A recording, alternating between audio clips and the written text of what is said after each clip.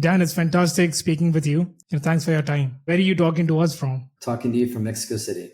You are trying to bring two countries together, especially through food and culture. And in doing so, you built a business empire that has a bunch of restaurants and that did $9 million in a year in revenue. So can you walk us through how it all started? It's a long story, but let me see if I can sum it up. I came to Mexico in 2009. I was working for Apple as the education marketing manager for Latin America to promote Apple in classrooms all over the continent. In Central South America and Mexico. And, I worked in a school in Texas in the early 2000s. And when I was there, I really fell in love with barbecue. My next door neighbor was making barbecue because she was selling it to the teachers at the school in a very small town, rural town called Roma, Texas, right on the border where Texas turns and goes north. And so I really like barbecue. I went back to New York to do my master's at Columbia, and I fell in love with Dinosaur Barbecue up on the Upper West Side. Loved being there. And so I had a passion for cooking and for meat. I worked in restaurants all my life growing up to put myself through school. So in 2013, I was sitting on the side of a mountain with a friend of mine who worked with me at Apple. And I was discussing this and talking about this. And I think both of us were ready for radical changes in our lives. And so, I asked him, like, what are you doing? Let's explore this barbecue thing. So we flew to Texas. We went to all the barbecue restaurants there and tried it. And when we were talking to the pit masters, surprisingly, all of them were Mexican. So we spoke Spanish and we told them that we were opening a place in Mexico City. And I'm sure if all of the owners of the barbecue restaurants in Texas knew about this, they'd probably not give us access. But because we were paisanos, we were brothers, the pit masters shared some of their ideas.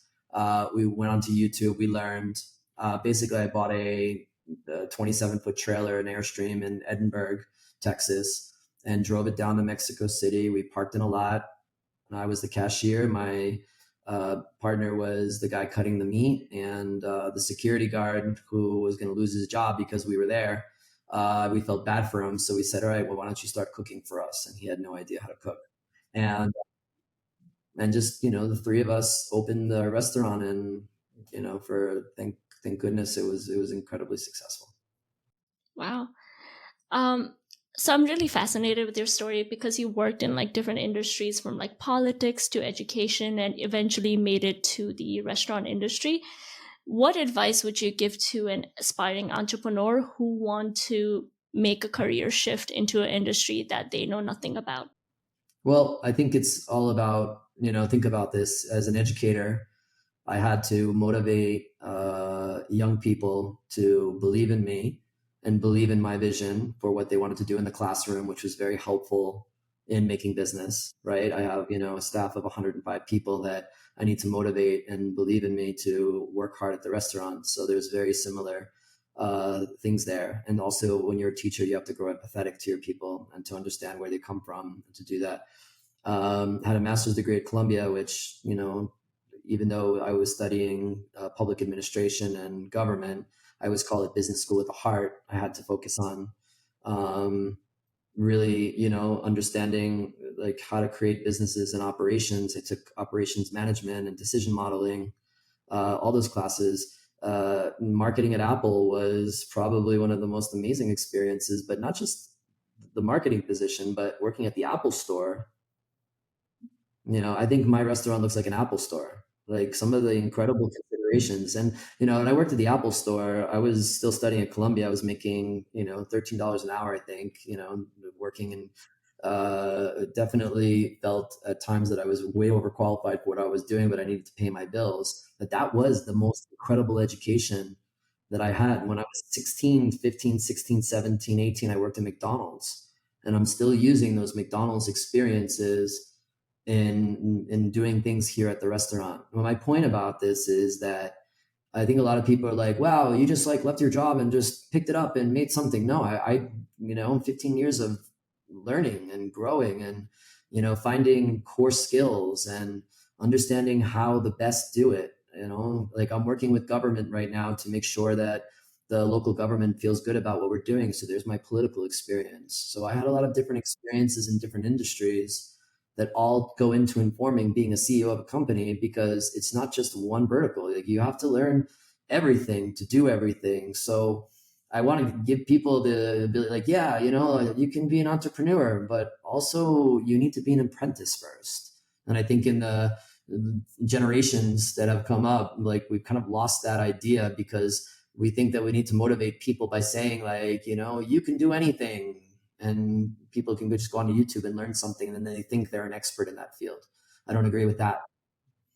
So my advice to new entrepreneurs is make sure you learn, you be an apprentice, you do all the things before you decide to be an entrepreneur. Like, if I was a CFO or a COO of a major company before I did this, I'd be so much better off today, because the learning curve that I have of being a CEO is like, I don't know how to figure this out. And it takes a lot longer for me to figure it out than if I had that experience. Can you name a few issues that you are facing as a CEO that you wish you had figured it out earlier? Yeah, I mean, when and where to invest, how to motivate my team and to structure their goals.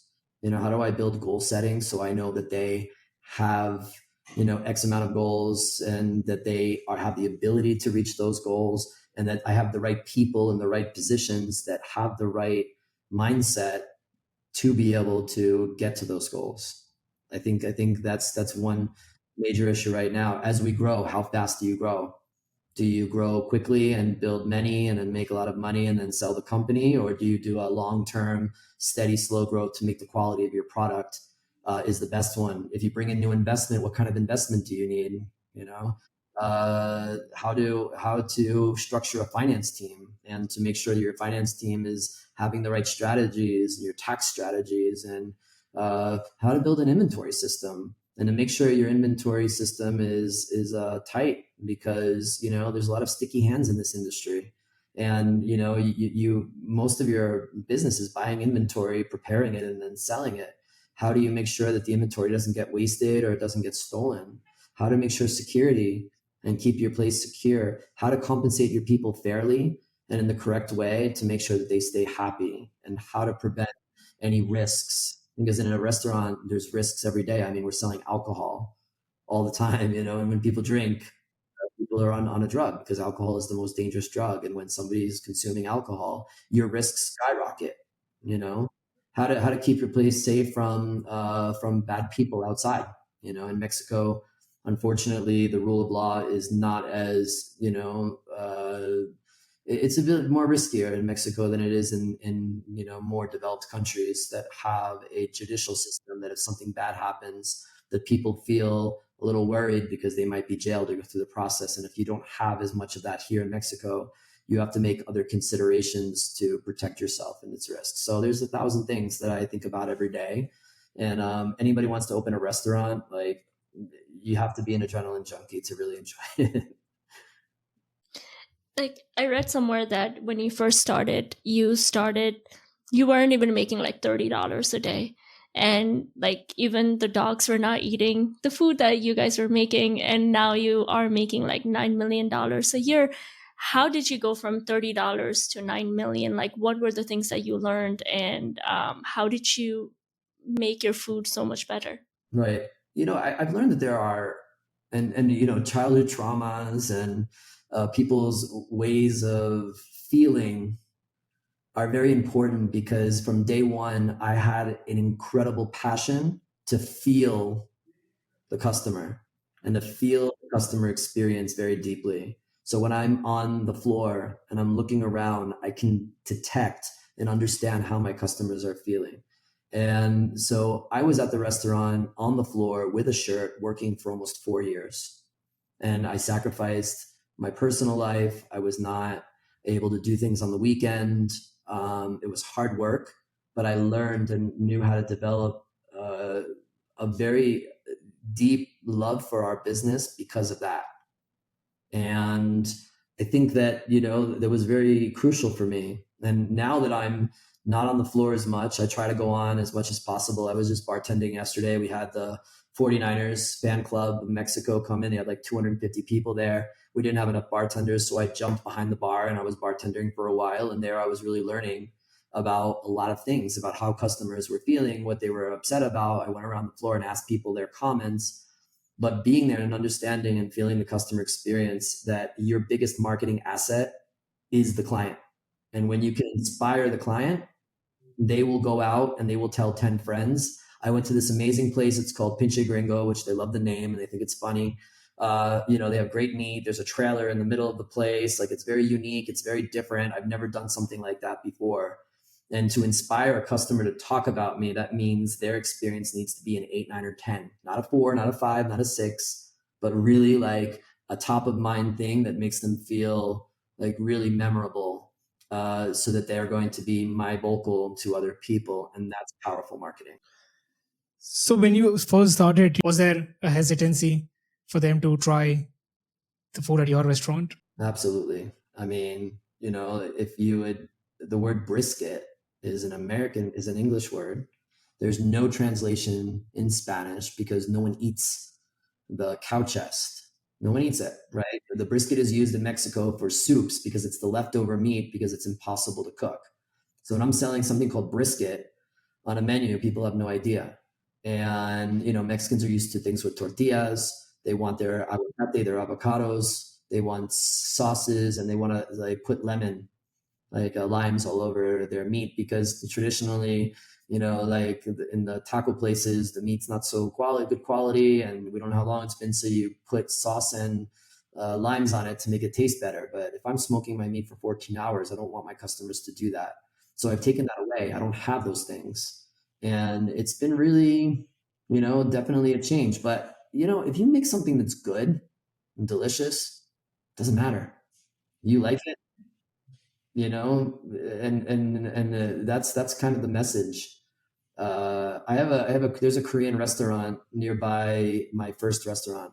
And so during our core training programs, I would always take my team to the Korean restaurant because I wanted to simulate for them how it would feel to be in a place where you have no idea what the food is, and to be able to have empathy and an understanding of that with every customer. So my team was trained to explain to people and let them give it a shot. And if it was good, then they would come back. And that's how we built our business. Who is your biggest clientele? Are they locals, the American expats, or tourists? I would say we have more percentage of American expats coming to our restaurant than other restaurants, but you have a huge city. So American expats make up a very, very tiny percentage of the city. I am very proud that, because of the essence of barbecue is that it's for everybody and everybody shares tables and everybody, that my clientele is a plethora of the entire city. And that does not happen in Mexico ever. It's very, I guess, castish in a way, that where the people from upper class go to upper class restaurants and upper class neighborhoods, people of lower class go to lower class, like it's very castish in that way.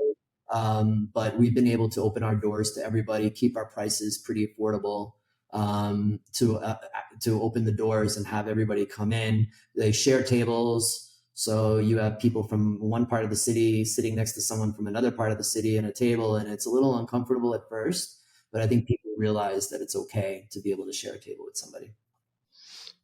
I also read somewhere like how COVID affected your business as well. And from my understanding, you didn't let go of anyone, but like I think your staff decided to take like half of their salary and they're like still working. So how was like COVID for you, and like how did you manage that?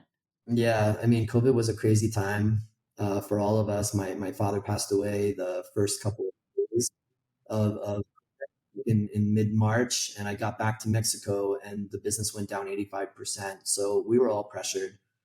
And I kind of just woke up one morning and said, well, you lost some things, but you're just going to have to like keep it going so you make sure you don't lose others. And we did a lot of team building for many, many years. We climbed mountains. We had, retreats by lakes, and, and some of my restaurant friends thought maybe we were wasting our money, but this is the time in the biggest crisis where everybody came together and stood by each other. And we knew that if I was going to help my team was going to help this business survive. And it was a trust bond that was activated very quickly to make that happen. And I didn't know about this. Like the team came with a proposal to cut half their salary to be able to continue. And that was very temporary. It was only a couple of months. And as soon as they were able to figure out, well, all of us together to figure out how to raise sales and to keep things going, we brought the salary back to normal right away. I think it was like they cut their salaries in April, and by August we were paying 100% again. Wow. Was Mexico like opening sooner than the United States? Yeah, the president decided that we could not stop the economy because more people would suffer with a stopped economy because we rely heavily on tourism, on services. So, his decision, whether it was right or wrong, is for, I guess that's the biggest question, about pandemic for everybody for many more years of like, what was the right way?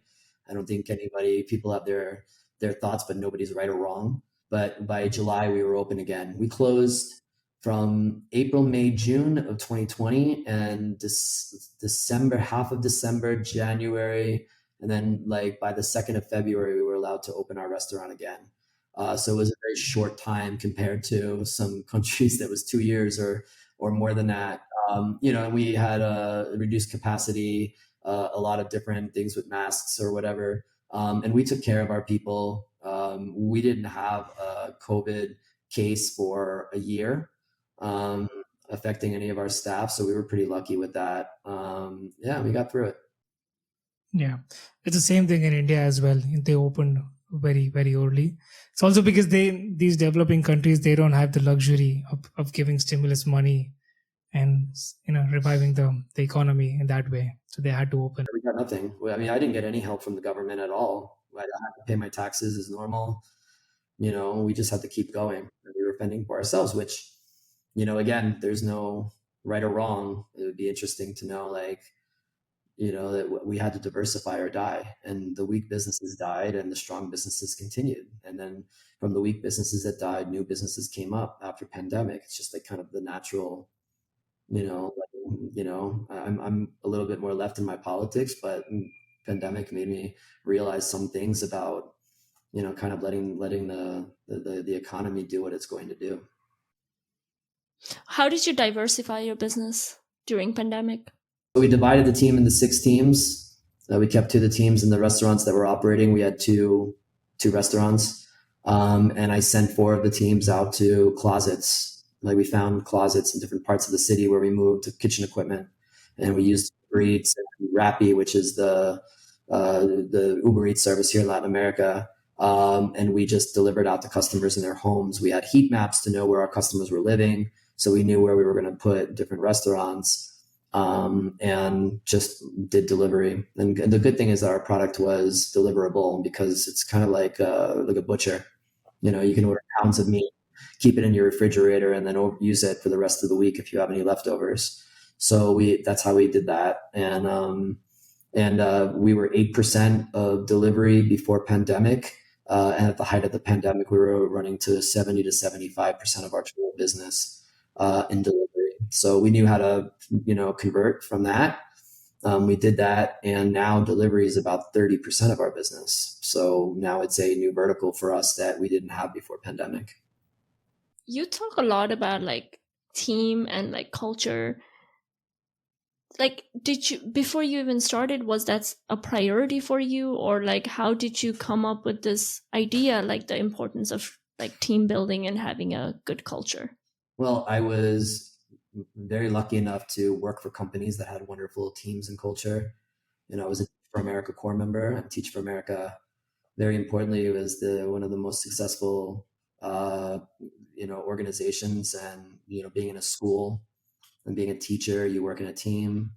And then, I learned a lot of team ethics at Apple.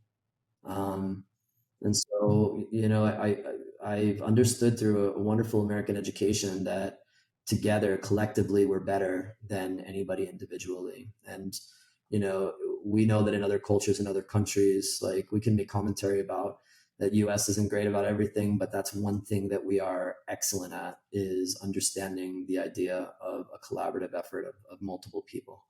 And so I was able to bring those learnings here into my team, which in Mexico, we don't think about that as much. Like, the family is very important and supporting the family, but outside of the family, it's anybody's game. And so I've been spending a long time and many years to have to change that culture. I'm not successful all the time, but I definitely know that the culture still permeates here.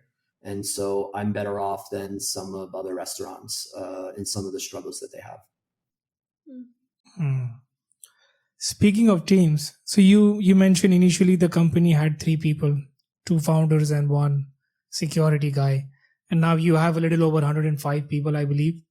So, what was the hardest thing that you would say that you had to face in scaling the company and scaling the team as well? How do you build and grow?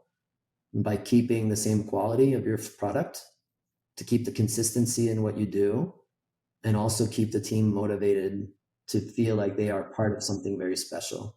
Because when it's 20 people, like everybody's a part of it. Everybody can have influence. Everybody's, committed to building something and making it grow. But as you get bigger, then the hierarchies come, then the people down, like lose influence and what shape or lose contact. And, sometimes upper management will talk about listening to their people as because it's the right thing to say. And then concept, that's what you do, but maybe it's not practiced. And so trying to keep those values intact, today I know the name of everybody in my team. I have 105 people. I know it's easy to know 100 names. You guys know more than 100 names, of course. But as you grow, it's harder and harder that they feel that contact with the owner. Because in Mexico, the hacienda system, where you have a family collective, and then you have the people working in the hacienda working for the owners, right? And it becomes like a us versus them. The owners are trying to like keep the people from stealing and doing bad things, and the people are trying to take what's theirs and not be taken advantage of with cheap labor. And there's a conflict that goes on all the time there, and those things don't change.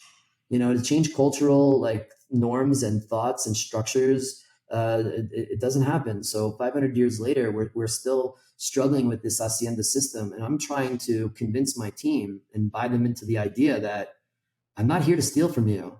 I'm not here to rip you off. I'm not here to make 1,000 times more money than you. I'm trying for us together to grow this, because they are the ones that are working with my customers. They are the ones cooking the meat. They are the ones designing new recipes. So if I am ripping them off and treating them badly, it's going against my best practices. And then I'm with my restaurant colleagues, they don't know how to work hard. They don't show up to work. I can't control turnover. They're all stealing from me all the time. And I'm like, how much do you pay them? What do you do? Like, do they know you? Did you buy them into your vision for the company? Do you involve them in your decision-making process? And if that's no, then why not? They don't care about you. And I think those are important concepts that I've been trying to change. But remember, changing culture is a never-ending thing, and it's really hard. Yeah. What advice would you give to someone who wants to move to another country and start a business? Don't. No. Well, you think that you are culturally aware. You think that you can connect with anybody because you're pretty liberal, like you're understanding, you grew up with people of different cultures in your school, you've traveled a while, but you have no idea how deeply your American ethnocentrism is inside you and lives in you. And there's a reckoning there, because you realize over time that the way we do things in the United States is not necessarily the best way. It's just different. And yes, we are a country that has a lot of efficiencies. We figured a lot of things out. We do things, in a way that doesn't waste time. It's not personal. It's very business oriented. But other people in the world aren't like that. And actually, what I've learned is that other countries are much happier because there's a personal part of the relationship. And for me, like when I don't see that happen, when I see too much of that happening, it gets me frustrated, because I'm American and I'm like, guys, this is business. And they're like, no, this is life. So there's going to be personal in the business too. And I've been 13 years really struggling to change myself and to change my practices and to have more empathy and understanding for others that think very differently about the relationship between life and business. And it's hard. I'm still sometimes hitting my head on the wall because I think differently. And so there's some definite, there's definitely some difficulties with that. On the other hand, you know, in a country that's developing, you have much more opportunity to be entrepreneurial. There's less government regulation, like, you know, there's less inspections. I don't have to have a sink that's 10 inches tall that has these handles and it's in this color, and having somebody coming to my business every day looking if that sink is working, which is a good thing for customers, you know, but for me, it's very stressful for business owners in the US. I don't have that here. You can bring new ideas, you can bring new innovation, and if you're trying to surprise and delight your customers by something that's new, it's much easier doing it in a place that's developing than a place that has it all already. Like maybe my product wouldn't have been as sensational and unique in the US as it is in Mexico, because also I took best practices from places that I've been to in the US. So Americans are used to or expect the type of things that I deliver, where for Mexicans, it's like, wow, this is cool. You can pay with an iPad. You know, order efficiently. You have draft beer. Like you have a soda station that gives you free refills. Like that's amazing. But in the US, it's not amazing. So there's some pros and cons to things. And you know, I live in a beautiful country with beautiful soul and great music and great colors and great celebrations and a different attitude to life. And so I'm very lucky to be in such a colorful and a place that is so deeply rich with culture. I'm sure you guys can relate to that as well. No? So, uh, you know, you have a partner. How do you both manage disagreements?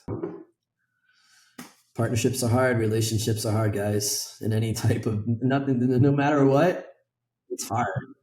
And how do we manage the agreements? You know, we have to listen to each other. We have to go to a lot of counseling, a lot of therapy. Wait, business partners? Business partners too. Yeah. I mean, especially because I have somebody that thinks very differently from a different world, different culture, different family, different background, different education level, different experiences. And so we think very differently about almost everything.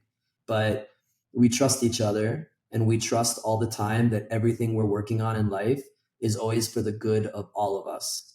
It's for the good of the business, and it's not just good for each of us individually. And I think whenever we have a conflict, we always revert back to that, and then we renew our you know, we're also very close friends, we're also brothers, you know, like spiritual brothers. And so, but in the business, it's really hard, but we keep managing it and maintaining it as we go along.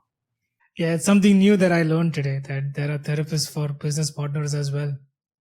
I mean, any relationship, it's, you have two different people with two different ideas about how they want to live, and you have to make incredible compromises to do something you would normally not do, you know. And it's just trying to find the understanding, and also division of labor. Okay, well, you got this area and I have this area. I think that's been very successful for partners, where they're able to like separate the business a little bit, where, okay, well, you're going to make the decisions here and I'll make the decisions here.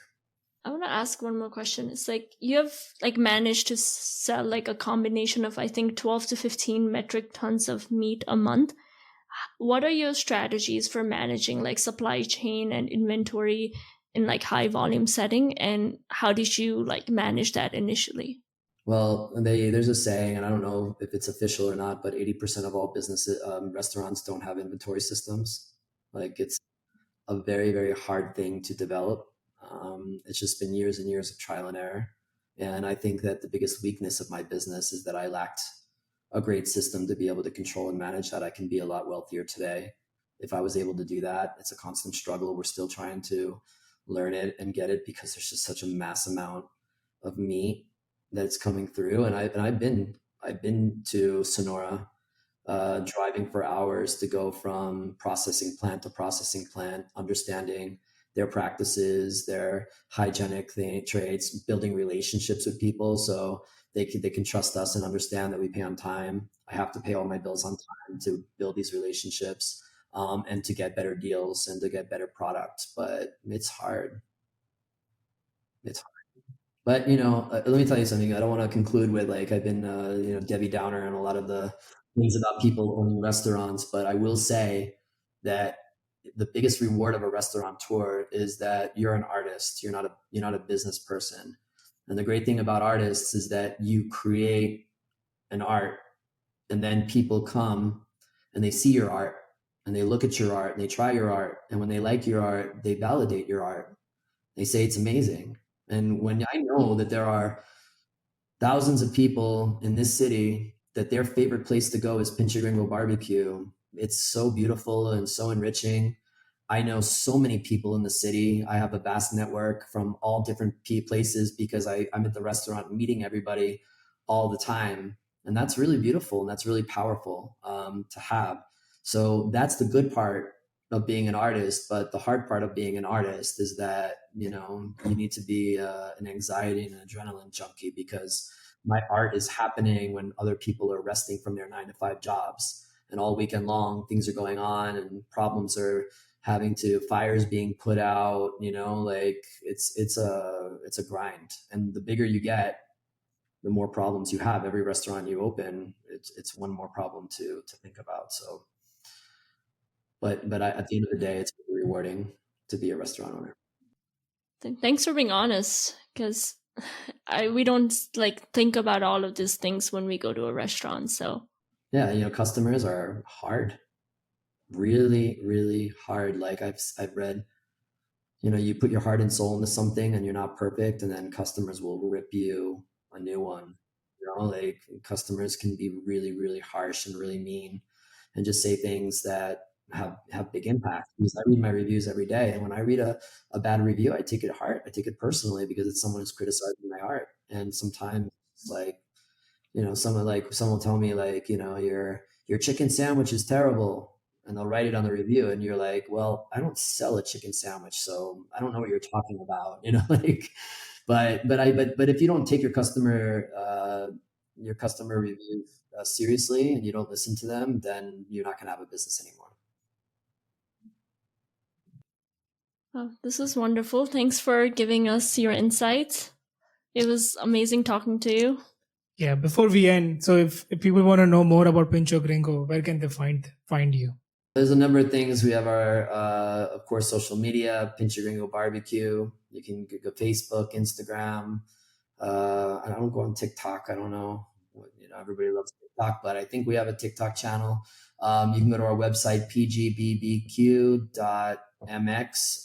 You can reach out to me. Pinche Gringo Dan, DAN. That's my Instagram handle. You can send me an email, dan@pgbbq.mx. So there's a number of ways to reach out. All right. Thanks, Dan. Awesome. Thank you, Dan.